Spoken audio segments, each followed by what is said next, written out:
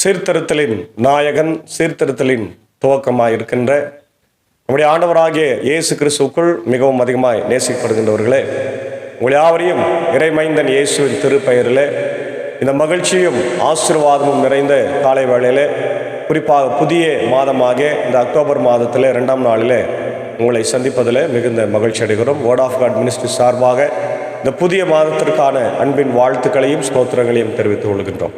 காலை நேர இறை தியானத்தை ஆரம்பிக்கலாம். நமது ஆரம்பம் பிதா, குமாரன், பரிசுத்த ஆவியின் நாமத்தில் உள்ளது. ஆமென். ஜெபிப்போம். மகா இரக்கமும் கிருபை நிறைந்த நல்ல ஆண்டவரே, எங்கள் ராஜாதி ராஜாவே, கர்த்தாதி கர்த்தாவே, ஆசீர்வதிக்கப்பட்ட மனமகிழ்வான ஆண்டவரே, அக்டோபர் மாதம் ஆண்டவரே 2ஆம் நாளுக்காக நன்றி செலுத்துகிறோம். ஒரு புதிய மாதத்தை கிருபையாக எங்களுக்கு தந்தீர். கடந்து போன செப்டம்பர் மாதம் முழுதுமாக எங்களை காத்தீர்.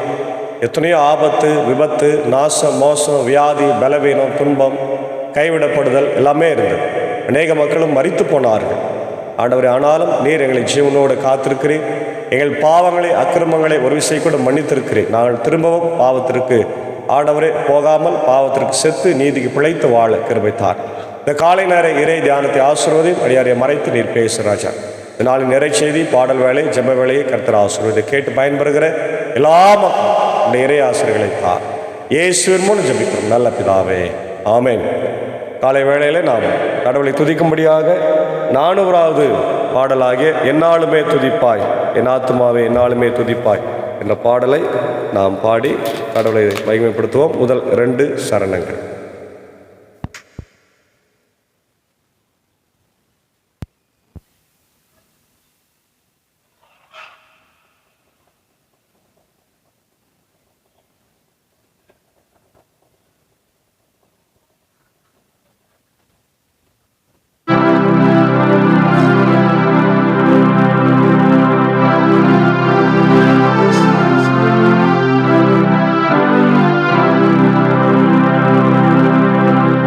என்னாலுமே துதிப்பாய் என் ஆத்துமாவே நீ என்னாலுமே துதிப்பாய். இந்நாள் வரையிலே உன்னத நான் செய்த, இந்நாள் வரையிலே உன்னத நான் செய்த எண்ணிலா நன்மைகள் யாவும் மறவாது என்னாலுமே துதிப்பாய் என் ஆத்துமாவே என்னாலுமே துதிப்பாய். பாவங்கள் எத்தனையோ நினையாதிருந்தாலும், பாவங்கள் எத்தனையோ பாழான நோயை அகற்றி குணமாக்கி, பாழான நோயை அகற்றி குணமாக்கி பாரினில் வைத்த மாதாயாவாய் நினைத்து என்னாலுமே துதிப்பாய் என் ஆத்துமாவே நீ என்னாலுமே துதிப்பாய்.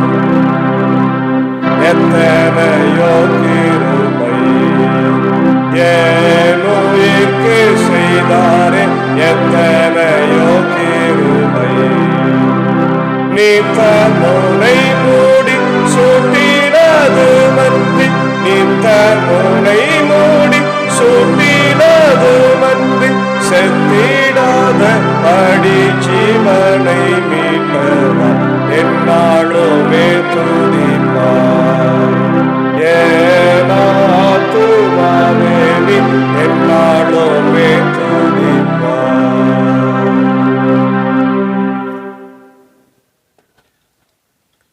அன்பான தேவ பிள்ளைகளே, மீண்டுமாக உங்கள் யாவரையும் இறைமைந்தன் இயேசுவின் திருப்பெயரில் இந்த புதிய மாதத்தில் சந்திப்பதில் மிகுந்த மகிழ்ச்சி அடைகின்றோம். இந்த நாளிலும் நாம் தியானிக்கும்படியாய் தெரிந்து கொண்ட கடவுளுடைய வார்த்தை, அது ஆபகுக்கின் புத்தகம் 3ஆம் அதிகாரம், அதில் இருக்கின்ற இறை வார்த்தைகள். ஆபகுக் 3ஆம் அதிகாரம்,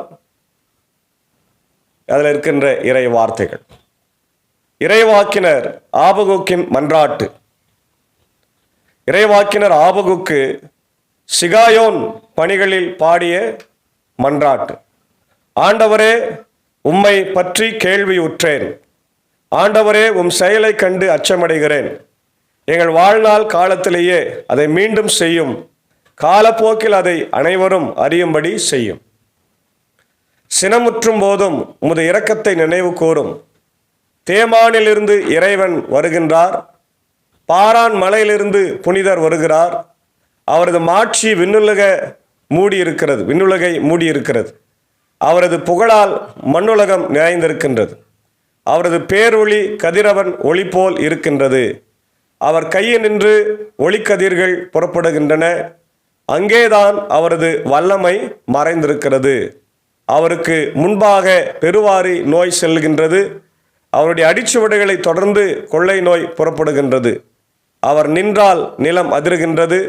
அவர் நோக்கினால் வேற்றினத்தார் நடுங்குகின்றார்கள். தொன்று தொட்டு இருக்கும் மலைகள் பிளவுண்டு போகின்றன. பண்டை கால குன்றுகள் அமிழ்ந்து போகின்றன. அவர்தம் வழிகளோ என்றும் உள்ளவை. உண்மையான தேவ பிள்ளைகளே, இவை எல்லாமே கர்த்தருடைய கேரக்டரை இங்கே நம்ம பார்க்குறோம். ஆபகுக்கினுடைய ஜபம். அதே நேரத்தில் அந்த தீர்க்கர் கடவுளில் நம்பிக்கை வைத்து கடவுளுடைய வல்லமையையும் அவருடைய ஆசீர்வாதத்தையும் மக்களுக்கு கொடுக்கின்ற அதே நேரத்தில் நீதி தீர்ப்பையும் அவர் இங்கே சொல்லுகிறதை பார்க்கிறோம். அதுதான் முக்கியமாக இந்த பகுதியில் நம்ம பார்க்கிறது. அதான் நான் பார்க்க கூசாவின் கூடாரங்களில் வேதனை நிறைந்திருப்பதை நான் கண்டேன். மிதியான் நாட்டு கூடார திரைகள் நடுநடுங்கின. ஆண்டவரே, நீர் உம்முடைய குதிரைகள் மேலும் வெற்றி தேர் மேலும் ஏறி வரும்போது நீரோடைகள் மீதோ உம் கோபம் மூண்டது. ஆறுகள் மீதோ உம் சினம் பெருகியது. கடல் மீதா உம் சீற்றம் மிகுந்தது. நீரும் வில்லை கையில் எடுத்து நான் ஏற்றுகிறீர். அம்பார தூணியை நீர் அம்புகளால் நிரப்புகிறீர். அதாவது ஒவ்வொரு நாளும் தேவன் இஸ்ரவேல் மக்களை நியாயம் தீர்க்கிறார் என்பதை ஒவ்வொரு வசனத்திலும் தெளிவுபடுத்துகின்றதை நம்ம பார்க்கின்றோம். மலைகள் உம்மை கண்டு நடுங்குகின்றன. பெரும் வெள்ளங்கள் பீரிட்டு பாய்கின்றன. ஆழ்கடல் தன் இரைச்சலால் எழும்புகின்றது. அது தன் கைகளை மேலே உயர்த்துகின்றது. கதிரவனும் நிலவும் தங்கள் இருப்பிடத்திலேயே நிலைத்து நிற்கின்றன. பரந்தோடும் உம் அம்புகளின் ஒளியின் முன்னும் பளிச்சிடும் உம் ஈட்டியினுடைய சுடரின் முன்னும் தங்கள் செயல்திறனை இழந்து நிற்கின்றன. எல்லாமே கடவுளுக்கு முன்பாக செயல் இழந்து நிற்கிறது. அதாவது ஒரு பெரிய அதிகாரி வராருன்னா அதுக்கு முன்னாடி நம்ம எல்லாருமே நிற்கிறோம் இல்லையா? எதுவுமே நம்ம செய்ய முடியாமல் நிற்கிறோம். அதுபோல கடவுளுக்கு முன்பாக இயற்கை, மலைகள், காடுகள், புல்வெளிகள், கடல் எல்லாமே செயல் எழுந்து நிற்கிறது. ஏன்னா கடவுளுக்கு முன்னாடி நம்ம ஒன்றுமே செய்ய முடியாது என்று சொல்லப்படுகிறது. சினத்தோடு மண்ணுலகில் நடந்து போகின்றேன். சீற்றம் கொண்டு வேற்றினத்தாரை நசுக்குகின்றேன். உம் மக்களை மீட்கவும் நீர் திருப்பொழிவு செய்தவரை விடுவிக்கவுமே நீர் புறப்படுகின்றேன். பொல்லாதவனின் குடும்ப தலைவனை வெட்டி வீழ்த்துகின்றேன். அவனை பின்பற்றுவோரை முற்றிலும் அழித்து. பாருங்க, ரொம்ப தெளிவான ஒரு நியாயத்தீர்ப்பு இல்லையா? பொல்லாதவனை அழித்து விட்டு நல்லவனை வாழ வைக்கின்ற ஒரு நியாயத்தீர்ப்பாக கடவுள் இந்த இடத்துல பதிவு செய்கின்றார். அவன் படைத்தலைவனின் தலையை அவன் ஈட்டிகளை கொண்டே பிளக்கின்றேன். அவனோ ஒடுக்கப்பட்டவனை மறைவாய் விழுங்கி மகிழ்ந்தது போல மகிழ்ந்து சூறாவளி காற்றென என்னை சிதறடிக்க பாய்ந்து வருகின்றான். ஆனால் நீரோ என்னை காக்கிறேன். அதாவது இஸ்ரவேல் மக்களை யாரெல்லாம் வந்து துன்புறுத்துகிறார்களோ அவங்க எல்லாரையும் ஆண்டவர் ஓட ஓட விரட்டுறாரு. அவருடைய தலைகளை பிளக்கின்றார், அவளை அடித்து நொறுக்குகின்றார் என்ற செய்தி இங்கே சொல்லப்பட்டிருக்கிறார். ஆனால் நீர் உம்முடைய குதிரைகளால் ஆழ்கடலை மிதித்து பெருவெள்ள குவியலை சிதறடிக்கின்றேன். இதை நான் கேட்கும்போது என் உடல் நடுங்குகின்றது. அப்பேரொளியை கேட்பதினால் என் உதடுகள் துடிக்கின்றன, என் எலும்புகள் உளுந்து போயின. காலடிகள் நிற்கும் இடத்திலேயே தடுமாறுகின்றன. எங்களை தாக்கும் மக்கள் மீது இடுக்கண் வரும் நாள் வரை அமைதியாய் காத்திருப்பேன். ரொம்ப அழகாக சொல்ல எல்லா நீதி தீர்ப்பையும் இஸ்ரவேலுக்கு கொடுக்கிறார். அதே நேரத்தில் இஸ்ரவேலை எதிர்க்கின்றவர்களையும் ஆண்டவர் கடுமையாய் தாக்குகின்றார், அவர்களை பழி வாங்குகின்றார் என்பதை தெளிவுபடுத்துகின்றார். முக்கியமாக இந்த 17ஆம் வசனம் எல்லாருக்கும் மறந்து போகாத ஒரு வசனமாக இருக்கும் பாருங்க. அத்திமரம் துளிர்ந்து அரும்பாமல் போயினும், திராட்சை செடி கொடிகள் கனி தராவிடினும், ஒலிவ மரங்கள் பயனற்று போயினும், வயல்வெளிகளில் தானியம் விளையாவிடினும், கிடையில் ஆடுகள் யாவும் அழிந்து போயினும், தொழுவங்களில் மாடுகள் இல்லாத போயினும், நான் ஆண்டவரில் களி கூறுவேன். என் மீட்பரான கடவுளில் மகிழ்ச்சி உறுவேன் என்று ரொம்ப அழகா இதை கன்க்ளூஷனாக முடிக்கிறேன். அப்போ என்னன்னா, கடவுளுடைய நீதி தீர்ப்பில் நான் மகிழ்ந்திருக்கிறேன். அதே நேரத்தில் என் வாழ்க்கையில் எது இருக்குதோ இல்லையோ, சாப்பாடு இருக்குதோ இல்லையோ, துணி இருக்குதோ இல்லையோ, சம்பாத்தியம் இருக்குதோ இல்லையோ, என் மனைவி மக்கள் என் மேல் அன்பு கூறுகிறார்களோ இல்லையோ, அதை பற்றியெல்லாம் கவலை இல்லை. நான் செய்கிற வேலையில் எனக்கு எந்த விதமான ஆசீர்வாதம் பலனும் இல்லா கட்டி கூட நான் ஆண்டவரில் மகிழ்ந்திருப்பேன். அதான் சொல்றார், அத்தி மரம் துளிர்ந்து அரும்பாமல் போயினும், திராட்சை கொடிகள் எனக்கு கனி கொடாமல் போயினும், பயனற்று போயினும், வயல்வெளிகளில் இல்லையா, வயல்வெளிகளில் எனக்கு தானியங்கள் இல்லாமல் போயினும், கிடையில் ஆடுகள் மாடுகள் எதுவுமே இல்லைன்னா கூட பரவாயில்ல, நான் ஆண்டவரில் மகிழ்ச்சியா இருப்பேன், தேவனுக்குள் களி கூறுவேன். ஹல்லேலூயா, பிரைஸ் தி லார்ட். கர்த்தருக்கு ஸ்தோத்திரம். அன்பான தேவ பிள்ளைகளே, இன்றைக்கு இந்த சூழ்நிலையில நாம் இருக்க முடியுமா? தேவனுடைய பிள்ளைகளாய் பல கஷ்டங்களை துன்பங்களை அனுபவித்து வருகின்ற நாம் கொஞ்சம் கஷ்டத்தை பட்டவனே ஆண்டவருக்கு என் மேல அன்பு இல்லை, அக்கறை இல்லை, அவருக்கு கண்ணு இல்லை, காது இல்லை, மூக்கு இல்லைன்னு சொல்றோம் இல்லை. அவர் என்னை பார்க்கல, நான் ஆண்டவருக்கு தான் வாழ்றேன், ஆண்டவருக்காகவே வாழ்றேன், ஆண்டவருக்காகவே நான் ஊழியம் செய்கிறேன், ஆனால் ஆண்டவர் என் மேல அன்பா இல்லைன்னு சொல்லி நம்ம வேதனைப்படுறோம். ஆனால் இங்கே பக்தன் ஆபகுக் சொல்லுகிறான், தீர்க்கன், எனக்கு எதுவுமே இல்லைனா கூட நான் ஆண்டவரில் மகிழ்ந்து களி கூறுவேன், ஏனால் ஆண்டவர் எனக்கு போதுமானவராய் இருக்கு. ரொம்ப அழகா முடிக்கிறார் பாருங்க. ஆண்டவராக என் தலைவரே என் வலிமை, அவர் என் கால்களை பெண்மானின் கால்களை போலாக்குவார், உயர்ந்த இடங்களுக்கு என்னை நடத்தி செல்வார். என்னை நடத்தி செல்லுகிற ஆண்டவர், உயர்ந்த இடங்களில் என்னை கொண்டு போகிறவர், என்னை உயர்த்துகிறவர் என்னோடு இருக்கின்றார். ஆகவே நாம் எதை குறித்தும் கவலைப்படாமல் இந்த மாதம் முழுவதுமாய் ஆண்டவர் என்னோடு இருக்கிறார், என் தேவைகளை சந்திப்பார் என்ற ஒரு நல்ல விசுவாசத்தோடு நம்ம வாழ தூய ஆவியானவர் நமக்கு உதவி செய்வார். ஆங்கிலத்தில் நம்ம பார்க்கிறோம், a prayer of faith and trust. Habakkuk's prayer 3 is a prayer of faith and trust, expressing the prophet's confidence in God's power and sovereignty. This prayer is Habakkuk's response to God's revelation and judgment and salvation. Habakkuk's petition, revive your work. Habakkuk asks God to revive his work in the midst of the years, making it known and alive. In the midst of the years, Habakkuk desires God's intervention and restoration in the present time. God's power and majesty, God's glory. Habakkuk describes God's glory and power, emphasizing his control over nature and history, pestilence and plague. God is depicted as a warrior who brings judgment and salvation. Habakkuk's trust, waiting in faith. Habakkuk chooses to wait patiently for God's deliverance, trusting in his power and sovereignty. Joy in suffering.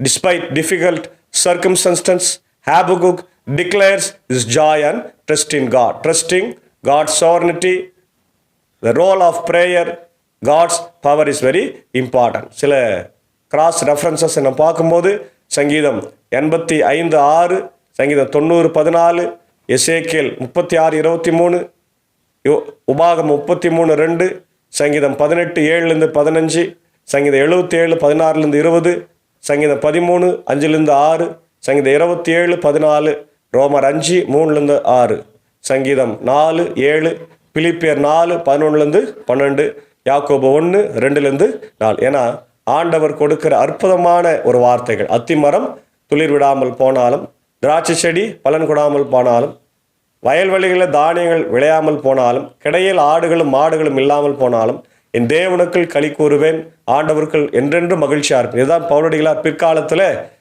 பிலிப்பியர் 4:4 சொன்னார், கர்த்தருக்குள் எப்பொழுதும் சந்தோஷமாயிருங்கள் மீண்டும் சொல்லுகிறேன் என்று. அப்போ கடவுளுடைய கிருபையினாலே எல்லா சூழ்நிலையிலும் நாம் ஆண்டவருக்குள் மகிழ்ந்திருக்க கற்றுக்கொள்ள வேண்டும். அதுதான் ஆண்டவர் நமக்கு கொடுக்குற அழைப்பு.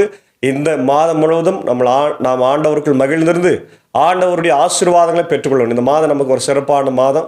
பல சபைகளில் இந்த ஸ்தோத்திர திருவிழா ஹார்வெஸ்ட் ஃபெஸ்டிவல் நடத்த போகிறாங்க, நாங்களும் நடத்த போகிறோம். அதே நேரத்தில் சீர்திருத்தல் செம்மல் மார்ட்டின் லூத்தருடைய 508வது சீர்திருத்தல் திருநாளை நம்ம வருகின்ற அக்டோபர் 31 நம்ம காண போகிறோம்.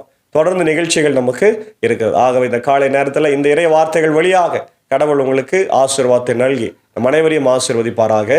ஆமேன். கர்த்தர் தாம் இந்த வார்த்தைகளை நமக்கு ஆசீர்வதித்து தருவாராக. ஆமேன். ஜெபிப்போம். எங்களை அளவுக்கு அதிகமாய் நேசிக்கிற நல்ல ஆண்டவரே, இந்த புதிய மாதத்திற்காக நன்றி சொல்லுகிறோம். பழைய மாதத்திலிருந்து எங்களை பத்திரமாய் கொண்டு வந்து புதிய மாதத்தில் சேர்த்திருக்கிறீர். இந்த காலை வேளையிலே ஆண்டவர் நாங்கள் கேட்ட வார்த்தைகளுக்காய் நன்றி ஆண்டவரே.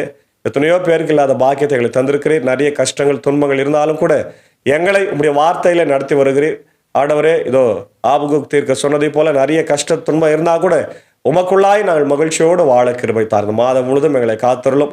எங்கள் பணிகள் பயணங்களை ஆசீர்வதியும். குறிப்பாக இந்த காணொளி வழியாக வேர்ட் ஆஃப் காட் மினிஸ்ட்ரிஸை ஃபாலோ பண்ணி இதை கேட்டு வருகிற ஒவ்வொரு மக்களையும் ஆசீர்வதிங்க. இல்லங்களில் உள்ளங்களில் இறை அமைதி சமாதானத்தை அவங்க எங்கே இருந்தாலும், எந்த நாட்டில் இருந்தாலும், எந்த தேசத்தில் இருந்தாலும் அவங்களை காத்தரலாம். குறிப்பாக அப்படி இந்திய தேசத்தில் இருக்கிற மக்கள், இப்படி ஜனாதிபதி, பிரதமர், முதலமைச்சர், அனைத்து மாநிலத்தில் முதலமைச்சர்களுக்காகவும், எப்படி தமிழ்நாட்டு முதலமைச்சர், கவர்னர், அனைத்து எம்எல்ஏ எம்பிகளுக்காக ஜபிக்கிறோம். ஆண்டவர் இதோ நிறைய அசம்பாவிதங்களும் மக்கள் கொள்ளையாய் மறிக்கிற ஒரு சூழ்நிலை ஆண்டவர் இன்னைக்கு நிகழ்ந்து வருகிறது. அந்த சூழ்நிலை எல்லாம் மாறி அமைதியான ஒரு நிலையத்தார். காசா போர் நிற்கட்டும், உக்ரைன் போர் நிற்கட்டும். ஆண்டவரே எல்லா இடத்துல அமைதி சமாதானம் தரப்பட்டும். இந்த ஊழியத்தில் எங்களோடு இருக்கிற நண்பர் சாரும், ஏஞ்சக்காவி, அன்பான பிள்ளைகள், மாத்தாள் மறையிலும் சாகுசாரம் டீச்சரும் அடியணி எடுத்து பயன்படுத்தும். இதை கேட்டு பயன்பெற எல்லா மக்களும் ஆசீர்வாதம். குறிப்பாய் வியாதிஸ்தர்கள், பலவீனங்கள், படுக்கையில் இருக்கிறவங்க, கண்டினியூஸாக ஆண்டவர் ட்ரீட்மெண்ட்டில் இருக்கிறவங்க எல்லாரையும் கண் நோக்கி பார். அடியன் பணியாற்றுகிற பாப்பனப்பள்ளி போதப்பட்டத்தை ஆசீர்வதிங்க. பாப்பனப்பள்ளி திருச்சி கட்டுமான பணிக்காக எனக்கு உதவி செய்யுங்க. இதை ஒருவேளை அநேக மக்கள் பார்க்குறாங்க பல நாடுகளில் இருந்து. ஆண்டவர் ஏற்கனவே எங்களுக்கு எட்வின் ராஜன் பாபா ஐயா ரூபாய் 10,000 கொடுத்திருக்கிறார். நன்றி ஆண்டவரே. அதே போல பல மக்களும் எங்களுக்கு லட்சக்கணக்கான பணம் தேவைப்படுகிறது. அநேக மக்கள் அதை ஆண்டவரே அவளுக்கு ஜபத்தில் ஆண்டவர் கடவுள் நீர் வெளிப்படுத்தினீர் என்றால் உதவி செய்து திருச்சபையை கட்ட எங்களுக்கு ஆண்டவர் நீர் பயன்படுத்தும்படியாக நான் ஜபிக்கிறோம். தொடர்ந்து மின்னூர் திருச்சபைக்காக, ஆண்டவர் வடகரை திருச்சபைக்காக, ஆண்டவர் அதே போல என்னுடைய மேல் சார்பு திருச்சபைகளுக்காக ஜபிக்கிறோம். இந்த சபைகளுக்காக கூட நிறைய உதவிகள் தேவைப்படுகிறது. கிராம சபைகள் ஆண்டவரே நிறைய இடங்களில் மைக்ரோஃபோன் கூட இல்லாமல் இருக்கிறது. அதை மைக் சிஸ்டம் எல்லாம் அதெல்லாம் கூட இதை பார்க்கிறவர்கள் கேட்டு உதவி செய்ய கர்த்தர் கிருபை தார். தொடர்ந்து இந்த நாளில் ஆண்டவரே பிறந்த நாளைக்கு நன்றி செலுத்துகிற என்னுடைய எஸ்தர் ஜான் அவருடைய அன்பான மகன் திரு ஐசக் சாமுவேல் அவர்களுக்காக ஜபிக்கிறோம். இந்த பிறந்த நாளை கர்த்தர் ஆசீர்வதிங்க. அவருக்கு நல்ல சுகபலன் ஜீவனை தாருங்க. எல்லா தேவையை சந்திங்க. படிக்கிற பிள்ளைக்கு இறை ஞானத்தை தந்து வழிநடத்த வேண்டுமா ஜபிக்கிறோம். அதே போல எங்களுடைய பியூலா தென்னரசனுடைய அன்பான சகோதரி சகோதரன் மோசஸ் அவர்களுக்காக ஜபிக்கிறோம். அவருடைய அன்பு துணைவியார் ஸ்ருதி மோசஸ் அவர்களுக்காக ஜபிக்கிறோம். ஆண்டவரே அன்பு தம்பி இமானுவேலுக்காக ஜபிக்கிறோம். இந்த நாளில் தன் பிறந்த நாளைக்கு நன்றி செலுத்துகிறார். யூகேல குடும்பமாய் வசிக்கிறாங்க. அவர்களை ஆசீர்வதிங்க. ஆண்டவரை குறிப்பாக மோசஸ் அவர்களுக்காக, ஸ்ருதி மோசஸ் அவர்களுக்காக ஜபிக்கிறோம். செய்கின்ற பணிகள் எல்லாம் அவர்களுக்கு ஆசீர்வாதமாக இருக்கும். அன்பு மகன் இமானுவேல் அவர்களும் உங்களுடைய ஆசீர்வாதத்தை பெற்றுக்கொண்டு என்றென்றும் சிறப்போடு மகிழ்ச்சியோடு ஆசீர்வாதமாய் வாழ கர்த்தர் நீர் கிருபை தர வேண்டும் என்று ஜபிக்கிறோம். ஜபிக்கும்படியாக கேட்டுக்கொண்ட இப்படி அன்புக்குரிய உடன்பருவா சகோதரி திருமதி பியூலா தென்னரசுக்காக ஜபிக்கிறோம்.